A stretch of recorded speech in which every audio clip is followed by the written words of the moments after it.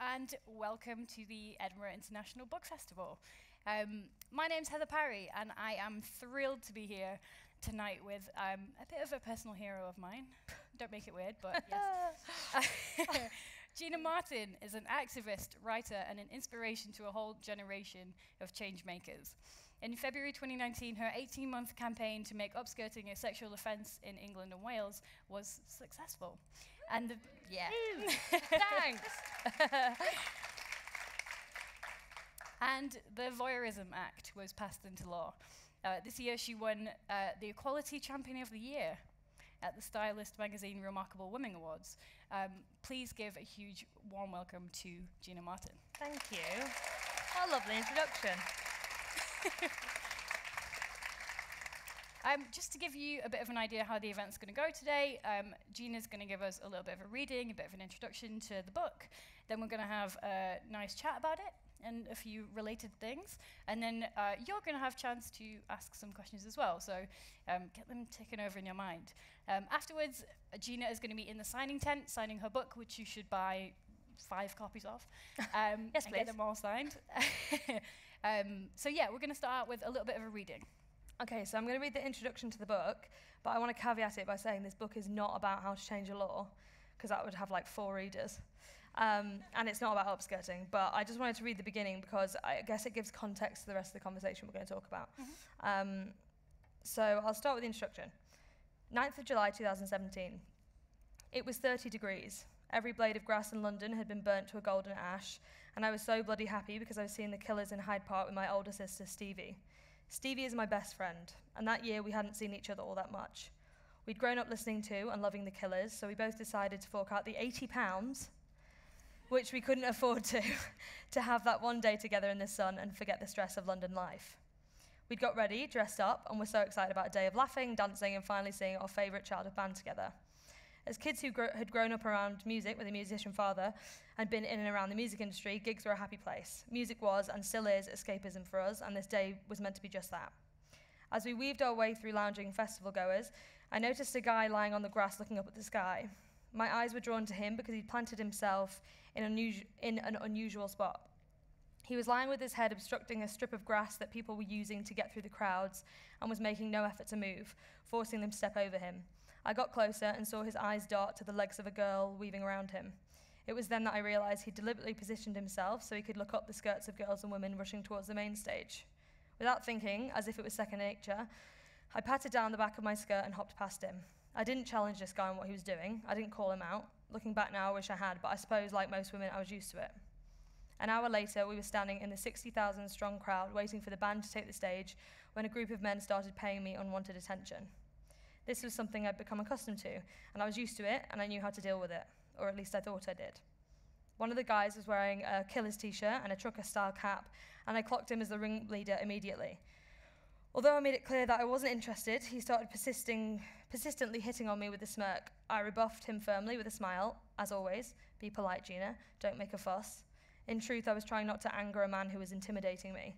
Men who I don't know that use intimidation to coerce me into what they want, attention, inappropriate conversation, or otherwise, make me feel nervous. They always have. I've seen too much and heard too much to not feel that way. So being polite was, and still is, a way to keep myself safe. He tried again and again, and when he finally realized I wasn't biting, he announced loudly that he bet I was good at giving blowjobs. His mates laughed. For me, the mood quickly turned. The line had been crossed, and Stevie and I bristled. I felt us sort of locked together with an unspoken acknowledgement that this had taken a sharp turn to exactly where we had thought it was going, but hoped it wouldn't. One can of gin and mix it down. I decided to communicate to him that this would end here, and so I said he sounded like a 12-year-old. Stevie laughed. I turned my back on him once more to show I wasn't interested in any kind of conversation or physical contact. Minutes later, I was aware of them stifling their laughter behind me, and an uneasy feeling simmered up in my belly. I instinctively knew that my remark had angered or embarrassed the trucker hat guy, and now I had this unnerving feeling that he'd kind of done something to me. I just wasn't sure what, but I knew this kind of guy wasn't one to accept being rejected. I was partially surrounded by the group, as you often are in festival crowds, and in front of me stood one of the biggest guys, a blonde, muscly type. He was on his phone, and around the side of him, I happened to catch sight of the screen. He had a chat on WhatsApp open, and a thumbnail of a photo taken up a woman's skirt that he'd been sent. It stared back at me. I could see it clearly. It was well taken, in broad daylight, and you could see it all. Her thighs, her buttocks, her pubic hair, and her genitals covered only by a thin, slightly twisted strip of underwear. It was a horrible picture, and I knew instantly that it was me. Without thinking, I lunged and snatched the phone out of his hand, raising it up into the air. "You've got a picture of my vagina. What is wrong with you?" I bellowed, beginning to choke up. He spun around and grabbed me by the shoulders, shaking me and shouting that it was a picture of the stage. He was huge. I slapped him. He screamed something in my face, and his grip tightened.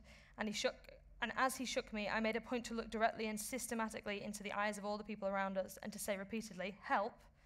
I heard my sister crying and shouting at this guy, but I could tell she wasn't next to me, so I instinctively passed the phone to a woman I didn't know. The blonde guy got in her face demanding she pass it over, but she refused, and I held it firmly behind her back. To this day, I'm desperate to find out who she was. What a hero. The next thing I know, 2 guys in the crowd shouted for me to run, and the woman slipped the phone into my hand. I tore off, pushing through a sea of people, begging them to let me past as the killers took to the stage and the first song blared out. I thought I'd lost him, but as I emerged from the last stragglers of the crowd, I heard his feet pounding the dusty grass behind me. I came into view of the security staff, and I saw concern flood their faces. I managed to reach them just before the blonde guy did, ducking behind a hefty guard who brought the guy's momentum to a stop and shielded me as he took a swipe at me. Immediately, I blurted out what had happened, and the guard quietly and calmly told me to slip the phone into his pocket. As I did, Stevie came speeding out the bouncing crowd and held me while the blonde guy spat and shouted that his friend had taken the photos. "Fine," the guard said. "Go and get him then." He wouldn't. We were led over to the police, and I remember physically exhaling when I saw a male police officer accompanied by a female officer coming towards me. She'll get it, I thought to myself. She'll understand this. They separated me and the blonde guy and asked me what had happened. I was crying pretty hard at this point, but I managed to calm myself down enough to get it out in detail. The security guard backed me up and the police were sympathetic. It's still so clear in my mind what the male police officer said to me next. He told me with genuine dismay, "You should be able to go to a music festival in 30 degrees and not be worried about someone taking a photo up your skirt." I exhaled. They got this. They're on my side. After we talked, they headed over to speak to him. As I did, I remember trying to dance. This is so lame. I remember trying to dance to the song the killers were playing with Stevie, the man. I was so desperately attempting to pretend everything was okay, but was just limply shuffling from one foot to the other and crying while Stevie held me. I was literally like, so shit. Sorry. And it's weird because even now when I hear the verse of that song in a bar or club, I immediately feel about 4 inches tall. Eventually, the police came back over and told me that there was nothing they could do. The photograph, they said, was not a graphic image because I was wearing underwear.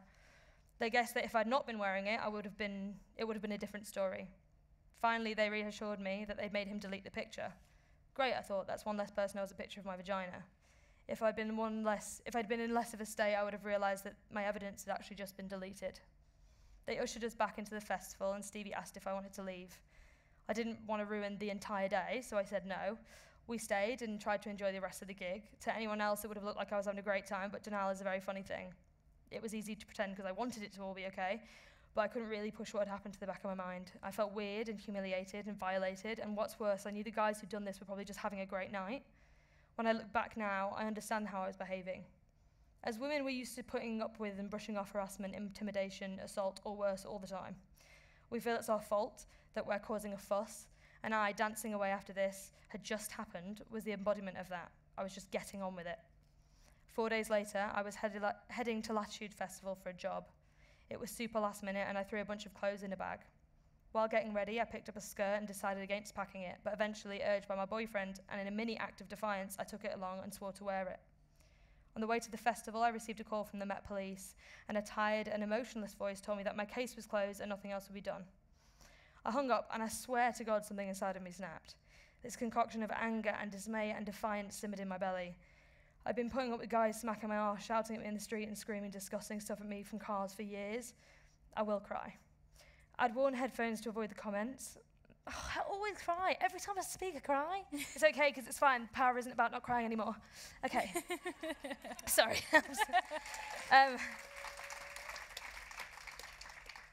I'd worn headphones to avoid the comments, carried keys between my fingers at night, avoided the underpass, built to save my life from oncoming traffic.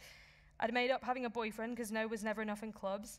I'd laughed when a security guard employed to protect me when I was working in a rowdy student bar felt my boobs to see if I was wearing a stab-proof vest. I'd told no one when a man on the tube rested his open hand firmly on my right butt cheek from Camden to Euston during the rush hour crush. I'd ignored it when my boyfriend's boss showed everyone at work a photo of my legs and then asked my boyfriend if he could show Gina what a real man is. I'd seen how men's eyes had deepened and suddenly look at me differently when I turned 16. And sorry. It's okay. I haven't got a tissue. Does anyone have a tissue? It's all right, I just snot on myself constantly. Oh, we have a tissue right here. Oh, I hear it. Thanks. Sorry. Thank you so much. You're the ally we need. Yes, male allies. Yes, please. Love it. Where am I up to? I'd seen how men's eyes had deepened and suddenly looked at me differently when I turned 16, and I'd pushed it aside when guys in bars had moved to grind their crotches against my back without any warning. I'd been sexualized without consent for as long as I could remember, and I was fucking over it. I was over accepting it as part of life, as part of my fee for being born a woman, so this time I thought, I'll talk about it. Surely it didn't have to be part of life. Surely I deserved more than this bullshit constantly. I was sick of putting on an act. I was exhausted. I was done. That's the beginning of the book. Sorry. Shouldn't have read that bit.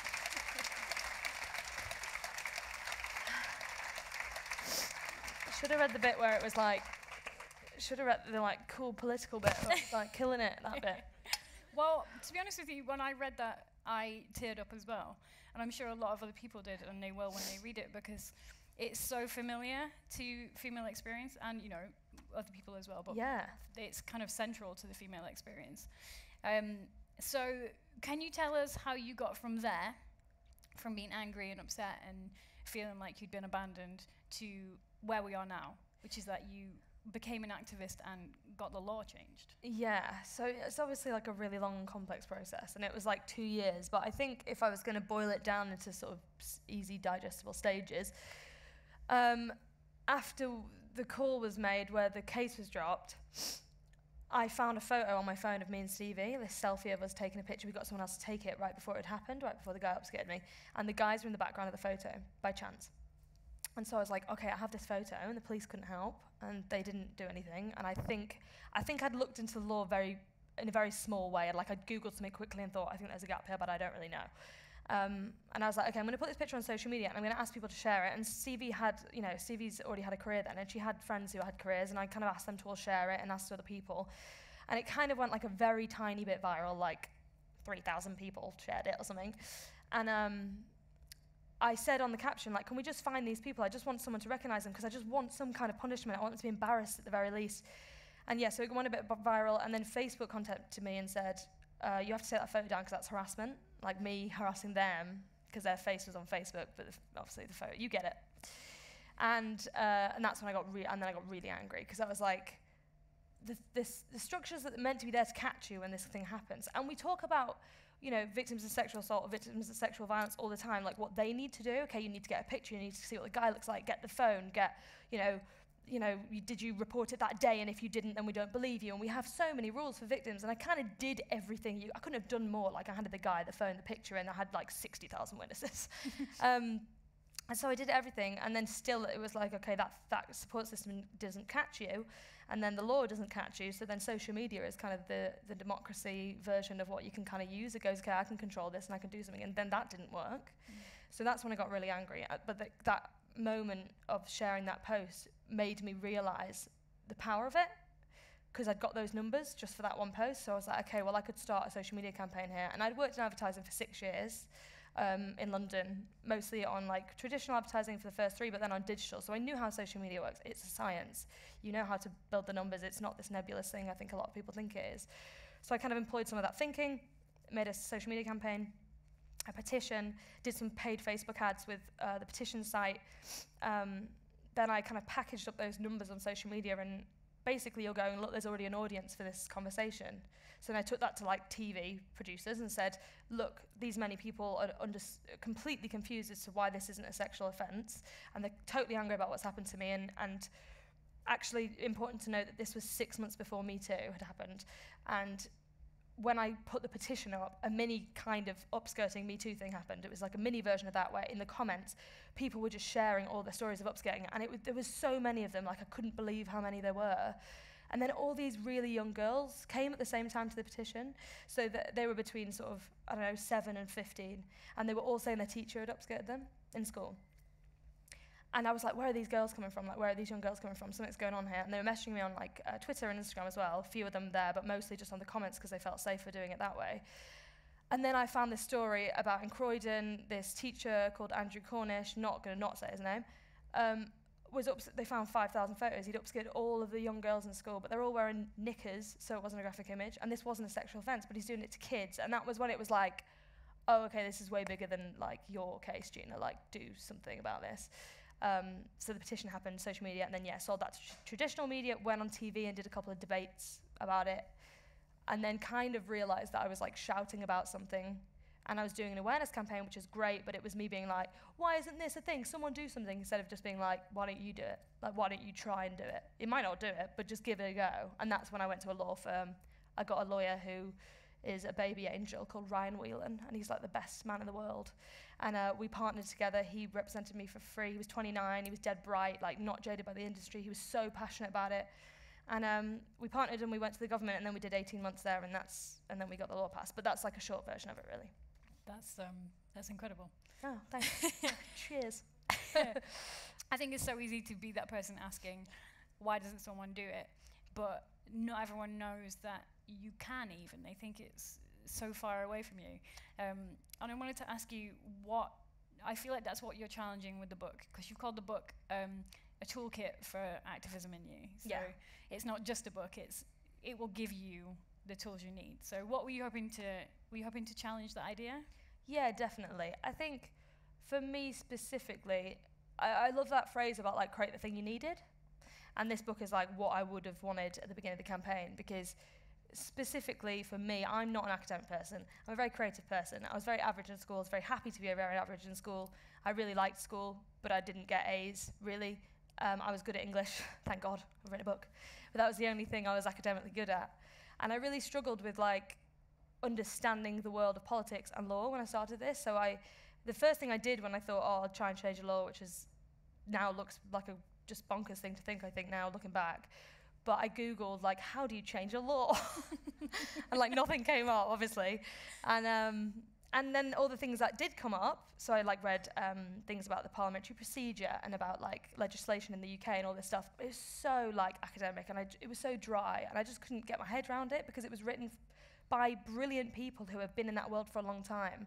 And it just didn't feel accessible for someone who just isn't academic and doesn't understand that world. So it was like, okay, well, why don't I write something that's really accessible for everyone at whatever the stage they're in, and just pack it full of all the stuff I've learned in the last 2 years, and specifically practical stuff, because I feel like, especially at the moment with the kind of commodification of feminism specifically, where we are like, go girl, you know, kill it. My sister's a comedian, and she has this bit in her show all about like slaying the game, babe, and all that stuff. And like, you never wake up like, I'm going to slay it. You know, that's not how you exist. And every time I go to you know, do panels and stuff, and they're so great, and you leave being like, yeah, but what do I do? You know? Yeah. So I really wanted it to have like practical advice in it. So it's, you know, how to write a press release, how to use social media for an awareness campaign. Like, there's nowhere that you can find that, what the platform does, how you write a great tweet, how you get engagement on a post. Like, that doesn't really exist in a quick format that you can read. And just all kinds of stuff like that, really, about politics and how to campaign 101, how to get local media, how to get celebrities on board, even just how to buy more ethically, like small things you can do. But I just wanted it to be a place where you feel like you can start, because starting is the hardest thing, I think, with anything that seems scary. Yeah, and you've even got like mind map templates for sort of like, well, figure out what's important to you and figure out where you go from there. Yeah, like what you want to campaign against. That's a big part of it, I think, is figuring out what you care about and what you want to do. Because it's very easy to go, oh, that sounds interesting, I'll do that. But if it's not something that comes from your own experience or inside you, you run out of steam very quickly. So I think that's probably the biggest part, actually, the bit you just mentioned. Should have mentioned that. I did want to mention that when you started looking into this, you found that it was upskirting was actually an offence in Scotland. Is that right? Yeah. Oh, and yeah, I'm here for the first time since that, yeah. Little ripple of smugness happened. Yes, you should be proud. You've had it down for 10 years. Do you know why that was the case, that it was an offence, a sexual offence here and not in England and Do you know what? Me and Ryan never got to the bottom of that. Really never worked out what it was, but there was multiple conversations. Scotland seems to do that with like a lot of progressive issues. Like, there's multiple progressive issues we talk about that Scotland's already been having conversations about it 8 to 10 years ago, and I don't know what that is. I mean, you're just great, obviously. But there was a conversation around the culture around here with kilts as well. So, like, guys have been dealing with basically upskirting. Because there's a morbid fascination of, like, are you wearing underwear under there, like, whatever, which is weird. so that's been kind of a cultural thing here for guys. So there was a lot of conversation around, okay, guys have been dealing with this as well. So it's more of a cultural thing for everyone. Therefore, it got through faster, which is great. But kind of, annoying when the conversation would get around to it, because I'd be like, well, I've been trying for 2 years. Can we just do it already? Because I got it in Scotland. Yeah. I wanted to pick up on something you just mentioned there, and that's social media as a positive force for good, because we so often think of it, especially talking about women's issues and sexual offence issues, as a negative thing. But like you mentioned, you not only had your campaign, there's Me Too, which is probably the most fundamental thing that's happened in terms of women's rights in our sort of generation. So yeah, how can people sort of enhance that, sort of grab that and use it in a way that's positive for whatever they want to achieve? I think there's multiple ways. Social media is such a tricky one because it gets such a bad rep, which it deserves because it's so bad for your mental health in some ways. But the truth is we all have a responsibility. People who put out content and people who consume it have a responsibility to deal with it in the way that feels good to them. We spend so much time there on our phones now. We spend most of our time there. It's like, I know people, well, I probably spend about 9 hours a day on it because I work in it as well. And you have to create a space that you want to be in. My feed used to be full of people that made me feel crap about myself. That wasn't their fault. I'm sure I am to someone else. I'm a person who makes them feel crap about themselves for some reason, and that's fine. I feel like we have to unfollow and curate a place we want to spend time that makes us feel good about stuff, because otherwise you're spending 6 hours looking at other people's lives and feeling crap about yourself, and that's just not fair. And there's always going to be stuff you don't like, but content creators specifically have a massive responsibility to make that place a better place to be, because I feel like in 15 years we're going to look back at social media and be like, what were we doing? Like, there was no regulations, we were on it 6 hours a day, kids were just on it at 13, comparing their lives and the way they look already before they even knew about the world and their society and their community. So there's so much wrong with it, but also I've been opened up to like an amazing part of it since my work, where there's people doing incredible stuff on there, and like the kind of campaigns about LGBTQI+ people's rights, and like there's incredible communities growing, and like brilliant editorial platforms that are showing everyone, and people of all different forms, of different backgrounds and social economic backgrounds and race and gender identity, and this beautiful like complex place where people are learning together as well. So you have to find the pockets that you belong in, but it's very hard to do. But you have to take that on yourself, because it's really bad for you if you use it wrong, and it's really good for you if you use it right. But I also think we need to be better bystanders online. Like, you will only report a comment if it's to you and it hurts your feelings. You see people say the most horrific stuff to people all day online. If someone stood up in this room right now and shouted at someone like that, I'd be going, what are you doing? But online, I'm just like, don't say anything. We need to be calling out the things we see online and protecting each other and being a better community online, because it's a dangerous place to be right now, and I think in 15 years it's going to change massively for sure. Yeah. Did you also find it helped you access people with power and also hold them to account? Yes, it did. So I think that you can more readily access like MPs, sort of feeds and things like that. You can. You have a kind of more direct line to the people that were completely untouchable before, and that's because everyone exists online personally but also professionally. Like, pretty much the campaign contact book, I guess, that I built was built from Twitter. Like, I just put in an editorial name, and then all the people who work there come up, obviously, because they've either tweeted about it or it's in their bio or they're connected to it. So you can just find journalists. I found most of the PRs for celebrities on there. I found politicians on there that I would try and have conversations with privately, and if they weren't kind of giving, I would publicly be like, yo, what are you doing? And embarrass them. There was so many conversations that happened from that, and you do have a direct line to it, and you can, you even look at brands and advertising, like we're now calling brands out, and we're calling people out quicker than they've ever been called out before, and they have to change their behaviour, and that's a really good thing. But also it does mean that then they just, like we're looking at LGBT washing and greenwashing, they're saying they're doing the right things when they're actually not, because they know they can get called out really quickly. But we have to hold people to account. We can do that online, and also we can have a direct line to people online, and we can make contacts and mobilise quicker than you ever can before. Like, you can basically do anything if you have a laptop in a bedroom now, for free. It wasn't possible before, so that's a massive tool. And if we use it for good, I can't imagine the amazing things we could do with it. I'm so excited to see what happens in the next 10 years with it. I thought it was really interesting in the book that you almost cautioned against that kind of call-out culture when you do start getting to access people with power. Like, you mentioned that somewhat like a news outlet picked something up and said something that you had said about a person you were about to meet, and then that doesn't really endear them to your Yeah, cause? so I was meeting with politicians to try and get them on board the campaign. Me and Ryan were kind of building an army across all parties to try and get all these politicians on board. And they didn't. The really critical thing was, like, we had to meet with everyone from every party, because then if I met with Labour first, it became a Labour issue, and they supported women's rights, but they couldn't pass the law, maybe. Or then if I met with Conservatives, it became a Conservative issue, and it's a human issue. I think so often we're looking left and right instead of, like, up and down. We're like, oh, it's a Labour issue, oh, it's a Conservative issue. We're not just looking at human issues and talking about human issues. And so I was meeting with all these MPs, with Ryan, and they didn't know who I was meeting with at what time, because we were kind of secretly, I guess, building this kind of list of people who supported us. And I said, I can't remember exactly what it was, but I said something that sounded like I wasn't being supportive of Labour or someone, I can't remember what it was. And it got taken out of context, and then someone said it. And I was like, well, I'm about to meet with them the next day.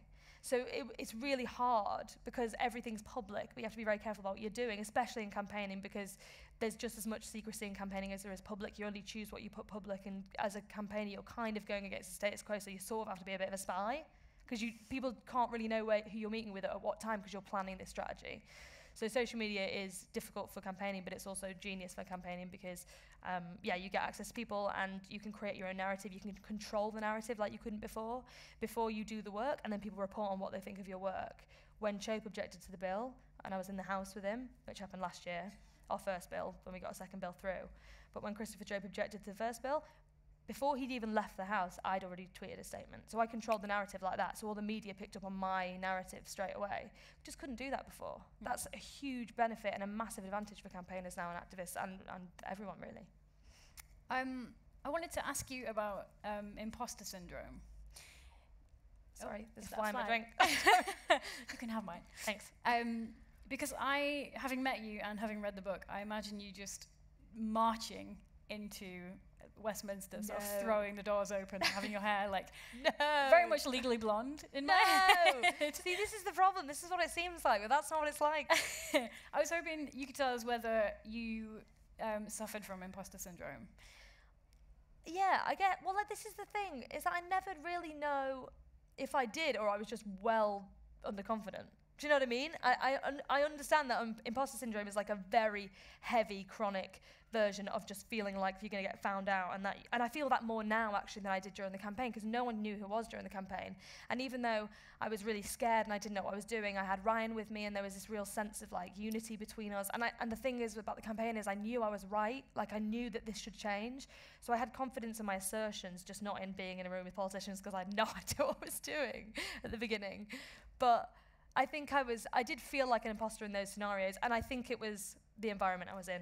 It wasn't the work, it was going into spaces that I just didn't feel like I belonged in at all, and just not understanding how I'd got there, I guess. And there was a moment in the lobby of the House of Parliament I always talk about, before that we went in, because I was there for every single stage of the bill. So me and Ryan would go in every single stage, and we'd sit in the gallery, and we'd kind of look over them while they were reading through the bills, just so they knew that we weren't letting up, like we were waiting to see what they were going to do at every moment. And before you go into the House, they have like a procession with the big gold stick. What's it called? I think it's called a big gold stick in my mind. Okay, that's embarrassing. Someone in this room knows what it's called. I don't know what it's called. The mace. Thank you so much, the mace. And they do this big thing, and everyone kind of sort of looks at the floor. You don't really look in their eyes, and it's stunning. And it's like, that place is like Hogwarts, like it's on acid. It's amazing. And I was standing there like, this is beautiful. And Ryan was like, yeah, it's cool, isn't it? It's amazing. And this guy walked past me, like right here, and he went, oh, it reminds me of my school. I just walked off. And I was like, where did you go to school? Like, it's a wonderful place, but it is everyone is very, very privileged there, and they're very, very white, and they're very, very educated, and a lot of them come from Eton, and it's just not a place that represents what the street outside looks like. So I just automatically didn't feel comfortable there. So that is probably where that feeling came from, I think. I think it was just not feeling like I belonged there, and it was hard to get through that, but I think you just have to, if you really believe in something, you're fighting for the right thing. Just had to keep going. Do you think they're designed to do that? I don't know. I think I learned a lot about the Oh, thank you. I learned a lot about the history of the building and how they built it and why, but I wonder whether it feels that way. It certainly feels that way. It certainly feels like it's built for a certain type of person, and therefore anyone else who goes in there immediately feels like they're not meant to be there, and that's worse, because we often have conversations about, okay, how do we make this, like I've done panels in Parliament now, how do we make this place less intimidating? How do we make it more diverse? How do we get young people in, people of colour, LGBTQIA plus communities? How do we want them to, how do we get them to want to spend time here? And it's like, you can do that all you want, get people in, but if the environment they're in makes them feel like the odd one out and makes them feel like they don't belong and that they're uncomfortable, it's actually worse, because then they leave and they never want to come back. So it certainly feels like it was built for no one but literally Christopher Chope. Yeah. But hopefully that will change over time. They're definitely trying to modernise it, which I hope they do. And they're getting lots of school kids in there going in more for school trips and stuff. They're trying to keep it more open. So I hope they continue to do that, because we need more regular working class people in there for sure. Yeah, and the more we get, the more then we'll feel like they can go in. Yeah, so. Exactly. I know that with the book you want to empower people to be an activist in whatever way they feel. And I know it's not all about changing the law. Obviously, that's an incredible thing if you can do it, but not everyone can. So I was hoping you could speak a little bit about writing as activism, because that's kind of where you started, isn't it? You wrote an article about your experience. Yes, yeah. When I was younger, I worked in advertising, but my sister has been a journalist for a long time.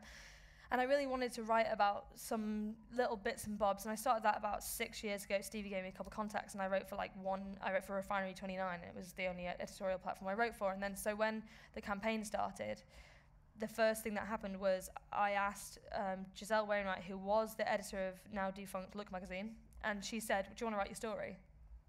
And I was like, well, yeah, I guess so, because then it would feel like something good came out of this, and it would feel like I used my voice and I talked about this experience and maybe someone reads it. But really, probably that was a selfish, just cathartic thing for me to do. And it all kind of came off the back of that. And we find that a lot with editorial stuff. Activism and progressive, like positive progression in society always starts from someone standing up and going, this happened, or I want to talk about this. And they're always scared to do it. But as soon as a single person stands up, I would put everything I own on the fact that it's never happened that someone stood up and gone, this happened to me, and no one else has had the same experience. You always have people around you who feel the same. And so when you use your voice, you get a community that then buoys you up to carry on, and then you feel like you have the confidence to carry on. And writing can be an amazing tool for that, because we have so much content coming out all the time. And I think, especially now with digestible content, we're all getting slower and quicker and quicker. What's it called? When you're like a goldfish and you remember something 5 seconds later, and then, oh, I've done it, look at me. I'm like a goldfish. Like it just goes out of your head too quickly. Yeah. Attention spans. We're getting quicker and quicker attention spans. Like we're really struggling to take in long form content, but people are pushing against that now. And I feel like because of social media, we want to sit down and read and really understand the lived experience and really understand how people feel and have like a deeper connection with content. And online editorial is brilliant for that. And there's so many amazing voices happening. Like my friend Jamie, who's non-binary, they've started this magazine called Fruitcake, and it's all non-binary writers. And you just don't get that content anywhere. I can't read that content anywhere else. And the stories that come out of it are wonderful, and the things that have happened from those stories because they found their community, and now they feel confident enough to be able to say, okay, take it a step further. It's great, because that's what activism is. It's just like, it's like exercising a muscle. You take one step and you go, oh, I'm really nervous, I'll do that. And then you go, oh, okay, I did that. Okay, well, maybe I could do this next. It's just that. I didn't know what I was doing half the time. It's just small steps, like anything. So I think writing is a huge thing for that. And we need writing. We need to hear more people's stories. We need more storytelling that's way more diverse anyway. And it's a way of saying this thing that we all experience. It's actually not okay, is it? Like for the first time, I imagine reading your book, reading your introduction, if people hadn't experienced it, it wouldn't affect them in the same way, but so many have that you can't fail to be sort of like roused to action by it. I wanted to get you to speak a little bit about white privilege and how it relates to activism, because you've tackled it in an inspired way in the book. Can you tell everyone about that?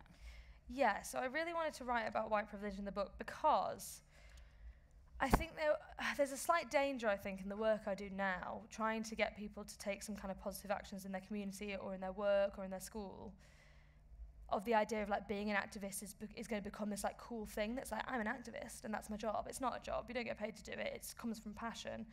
It's a massive privilege to be able to decide to take something on and try and change society, because a lot of people don't have that choice. They have to, because it's literally their life or their death. It's like politics. It's like when I used to say when I was a kid, I wasn't a kid, that's a lie, I was like 20.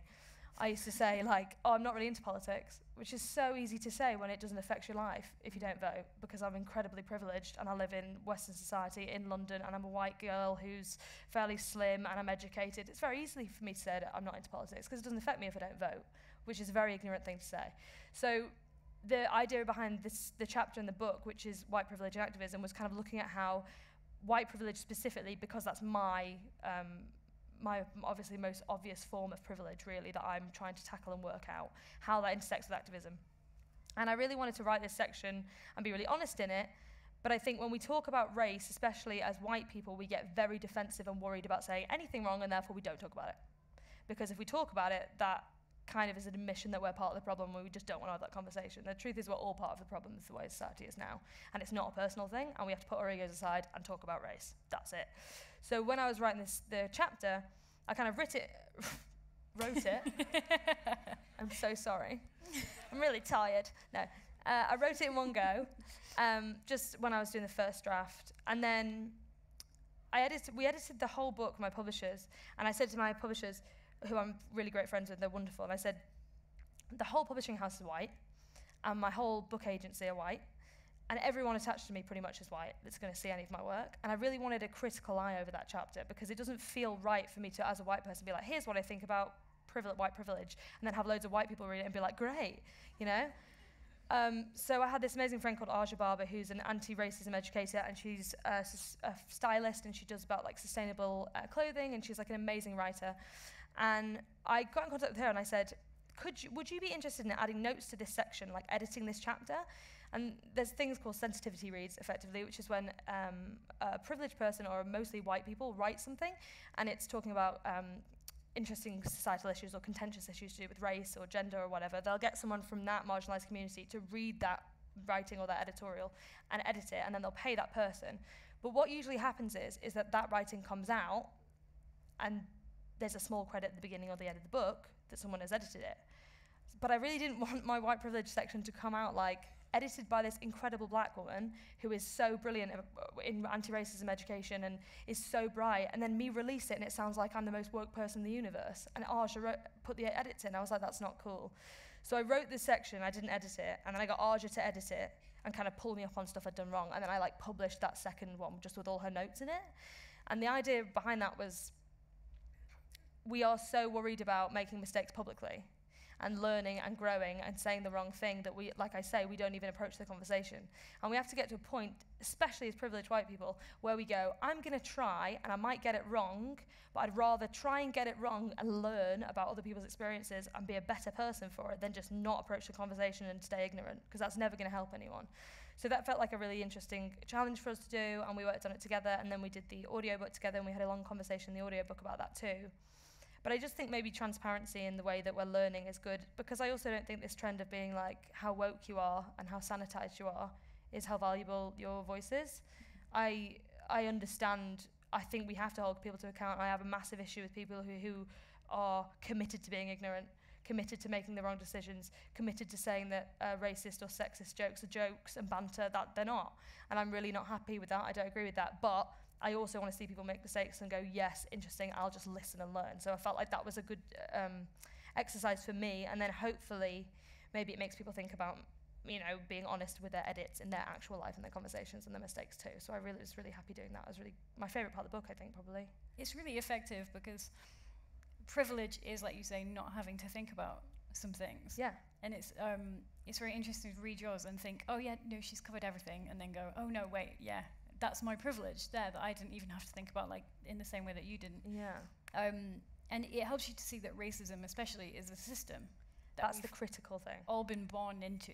So of course we're all a part of it. It doesn't make you, racism isn't something that a person does when they're bad.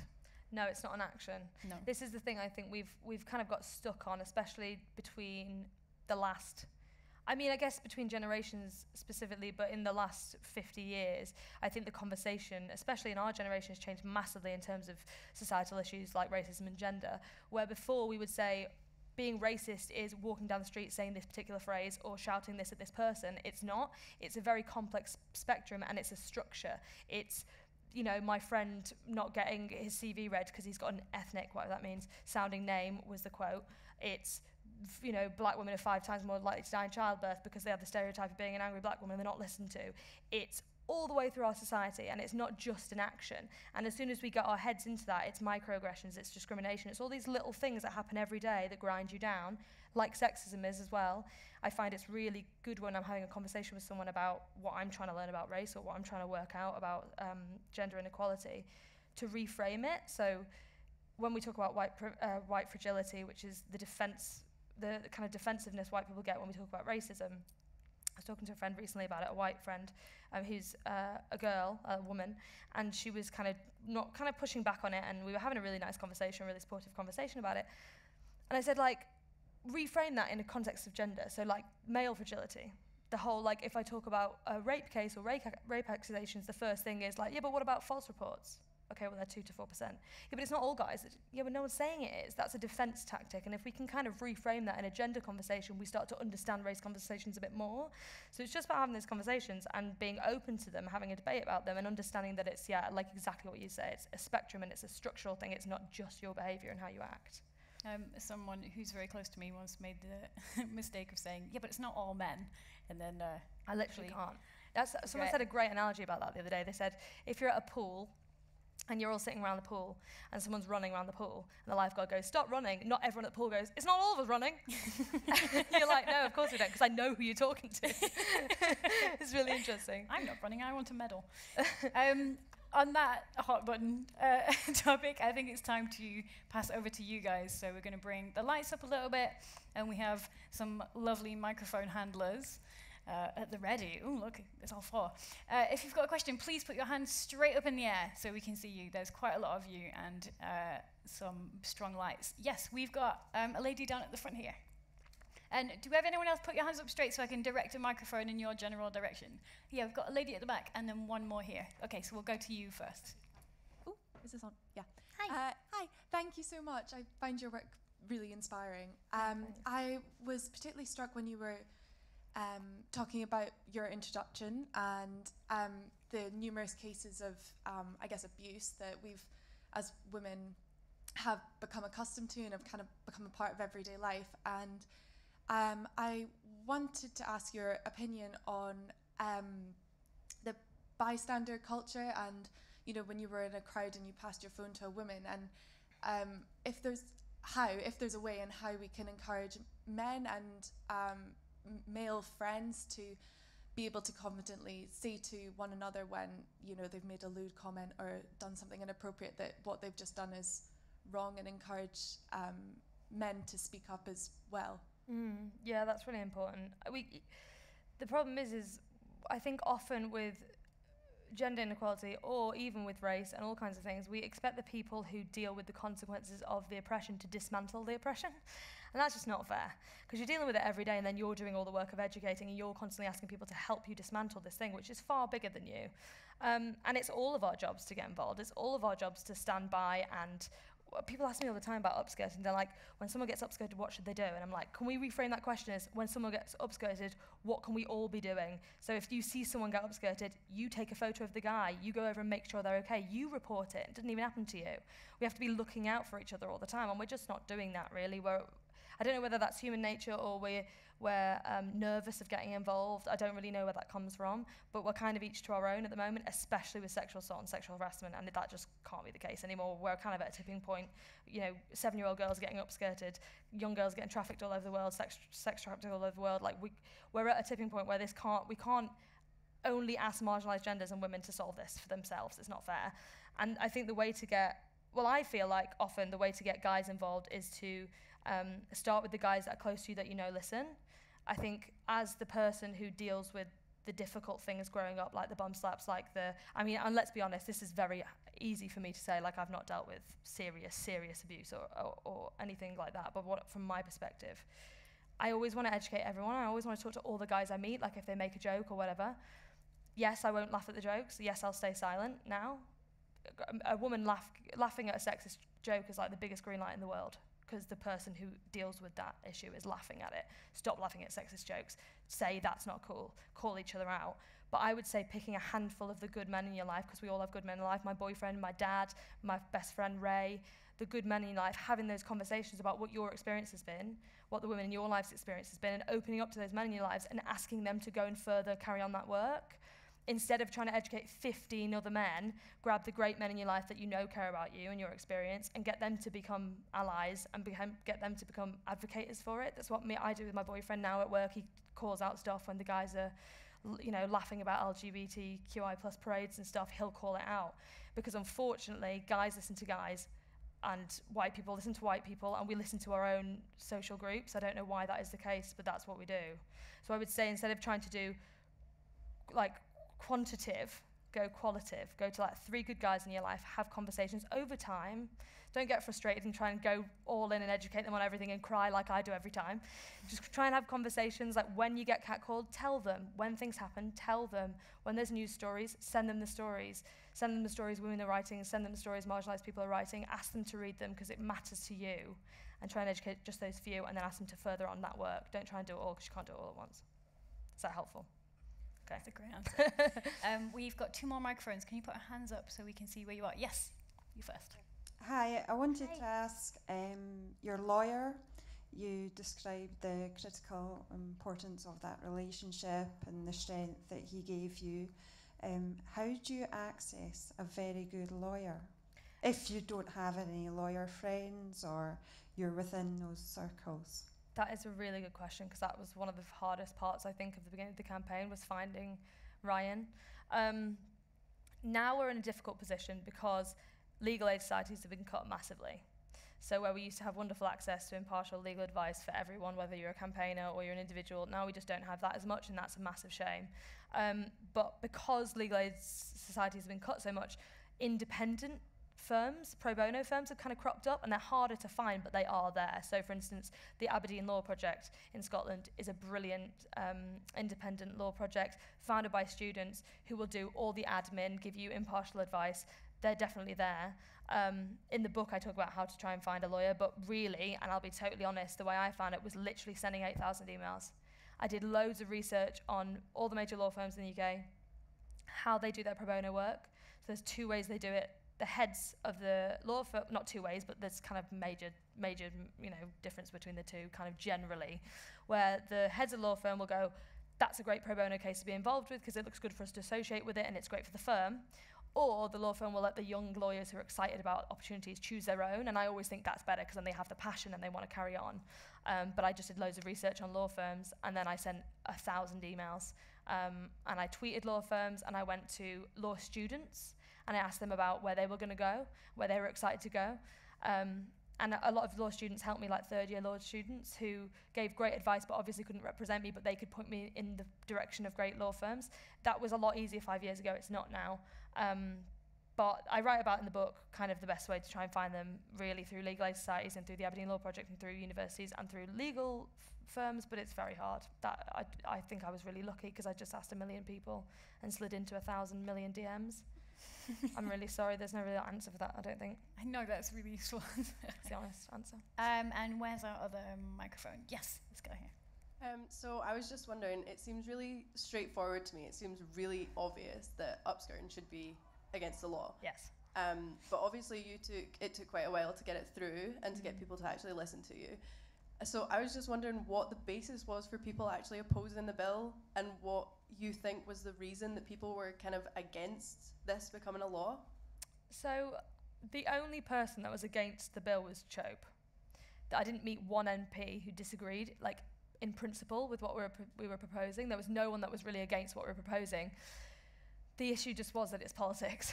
So I went in during Brexit and was like, make upskirting illegal, and they were like, quite busy, not a priority. So it was, the problem and the difficulty was getting all parties on side together because they don't agree on a lot of issues, and trying to get them to agree on one issue was the biggest challenge. There was no one I walked into a room with who went, no, upskirting should be legal, it's fine. That didn't exist. It was just difficult to get people to make it a priority, to get government time. It was the process of politics that made it hard. But Chope, objecting, he said he objected to the bill because he said he didn't agree with bills going through on a Friday without reasonable debate, which makes no sense because if he hadn't objected, the next stage would have been committee stage, which was debate. and he tabled 41 bills. He even slept over in the House of Parliament so he could table bills on Fridays. So I think he was just angry that a regular person had come in and got a bill through faster than he had. But generally, every politician I met agreed with me and agreed with Ryan. It was just very, very hard to get the time to push a bill through because it wasn't a priority. And that's really what I think a lot of campaigning is about, whether that's in politics or it's in your school or your workplace. People will often agree with you. And I think when people agree, a campaigner can often go, right, okay, we've done it then, that's great. And that's not true. You have to force people to see it through to the end, because unless they're forced, they won't find the time. That's kind of what campaigning is about, I think. I reckon we've got time for another round of questions. So, okay, we've got, oh, hello. We've got that person there right by you with the glasses, and then keep your hands up and I'll get a microphone to you. Who else have we got? We've got a lady there in blue, and we've got a couple on the front row, so we'll have these two as well. So yes, please. Me? Yes. Hi. Hi. You mentioned that you'd worked in advertising, and I know that a wee bit ago the ASA put through regulations for kind of gender stereotyping in advertising. Yeah, I saw that. Yeah, more recently, I think there's been a few brands that have been called up on kind of using gender stereotyping kind of wrongly, or I think the word was that it causes harm in ads. And I was just wondering what your thoughts were on that in terms of it being regulated from kind of like a body to say like, this can't be done, because I think a lot of advertising reflects what's in society. So it's just kind of like how that works in terms of like what's influencing what kind of thing, what you're thinking. That's a very good question. I'm obviously biased because I used to work in advertising. So I really believe advertising influences us in a way that we don't even realise how much it influences us. It's unbelievable. Like most of the hair removal for women was an ad campaign. That's where shaving your legs came from, because they realised they could make money from women as well as men on razors. That's the reason we shave our legs. Like, we don't realise the effect that it has. We learnt all about this in uni, about semantics and about the psychology behind advertising, and the things you could sell people just in the way that you appeal to their experience is unbelievable. So I think regulating gender stereotypes, I think it's a good thing. Gender stereotypes have been a huge part of advertising. In the 50s, there was, adverts of women like they were tiger rugs with women's heads on them because they were housewives, and the guy walking over a woman, like a woman who was a rug with her head on the ground because she was cleaning the house all day and she's knackered. Like, none of that's ever going to be good for people. And especially when we're moving through into a society where we're finally giving language and bringing language and words to people who have basically existed under the burden of shame, who are gender non-conforming and exist in a space that the gender binary just isn't. We have to have media that reflects that change in society. And also we have to be responsible and push that further, because I think the media has a lot to answer for, and I think advertising has a lot to answer for, and I don't think we can rely on all of us to just progress society without it. I think we really need to set precedents first and then progress through society after that. So I think it's a good thing that they're stopping gender stereotyping in a big way in advertising. I don't think we need it, and I think gender's a construct. Yes, we've got a mic over here. Hi. So I've been reading a lot recently about activism fatigue, and I was wondering, I read articles and I read all this stuff and I just get a bit overwhelmed and upset by all of the awful things happening. How do you personally sort of maintain your mental health when being an activist? Because I think it must be exhausting. It is exhausting. I will start by saying I am extraordinarily lucky. I have amazing mental health. I don't know why, I don't know where it comes from. I'm just very, very privileged to have very good mental health, and I'm annoyingly positive as a person, which is totally separate to my mental health, but I am annoyingly positive as a person. I also have an incredible support system. I've grown up with a very, very progressive family, an incredibly close-knit family who are like my insides. Not everyone has that support system either, and I think a lot of activism fatigue or campaigning fatigue or all that kind of stuff, I think a lot of that comes from trying to do something on your own and not having a support system to pick you back up again, because I think there's a bit of a narrative, especially with women who want to change things, which is like, you can do it all, you can go, go girl, do it all, you can nail it, you're a queen, blah, blah, blah, like I was saying before. And it's not actually it's not down to you to keep going all the time. You need people who are going to pick you out the bath and put you on the sofa and feed you food and sit with you while you cry for 3 hours. We all need that. We all need those people in our lives. So I've managed to get through the really hard times in the campaign literally because of my support system. And in my family, I already had that, but in my friends, there's always, I think we probably all in this room have people that kind of make you feel a bit crap. Like you have friends who are kind of not really there for you that much, or they kind of make you feel shit for no reason, you don't know why, or you put a lot into the relationship and you don't really get a lot back, and it's just not a great friendship. And I've been very like intentional in the last 2 years about like deprioritizing those friendships. And now they're like people I go to have a drink with, but I don't rely on them. And I've really built like a bulletproof support system, because if you're going to do something hard, you need those people. You need cheerleaders in your corner. So your support system's massive. If you're not privileged or lucky enough to have that in real life, online it can be amazing for that. You can find communities of people who are doing exactly what you do, who will become, the people I've met online the last few years have become the people sometimes I feel like I connect with the most, because they're doing the same work as me, and they're just as tired as me, and they're just as passionate as me, and they really keep me going when I'm struggling. But also with activism, I think it's really important to realise that like you own it. We're very used to being in institutions like school and work, where if you take a day off, you're in trouble, or you're behind on work, or you've got a day in lieu and all this kind of crap. When you're doing something you care about that you own, take a day off. Take 4 days off. Watch Harry Potter in your pants. Do whatever you want. Look after yourself. You own it. So if you want to take 4 days off, it happens 4 days later. It doesn't matter. Like you've got to take that space. And also, nothing is more important than your mental health. If you're watching the news and it makes you devastated every day, and you're struggling with just taking in all that information, you don't have to go and change the world. Just look after yourself. Like, we all need to look after ourselves. But when you do, and if you feel healthy enough to, getting involved in activism and finding your community, I think, makes you feel often more positive. Because in this work, I've never met more amazing people that have made me feel good about the world. I see every week people that are doing like amazing stuff because I'm now in this space, and it just makes me feel excited about the potential for change. So actually sometimes I think action can be the cure for fear. If you get involved, you might meet amazing people if you feel healthy enough to do so. But take time off. Nothing's worth like, ruining your mental health over ever. So we've got 2 last questions, and they're going to have to be very quick questions and very quick answers too. Oh no. Very, very quick question. Sorry, I'm really... So if you could go back to Yes. the days and weeks after the upskirting and give yourself one piece of advice, what would it be? Oh, God. Might be a very short answer, but it might take half an hour to get there. Wear better knickers. No, joking. Take more time off and ask for help. I just didn't. I had a full-time job and I was getting up at 5 a.m. and there was periods of times where I was devastated. I was ruined. I just ruined myself. So take time off, ask for help more, and you don't have to do everything on your own, because you can't. You're only one person.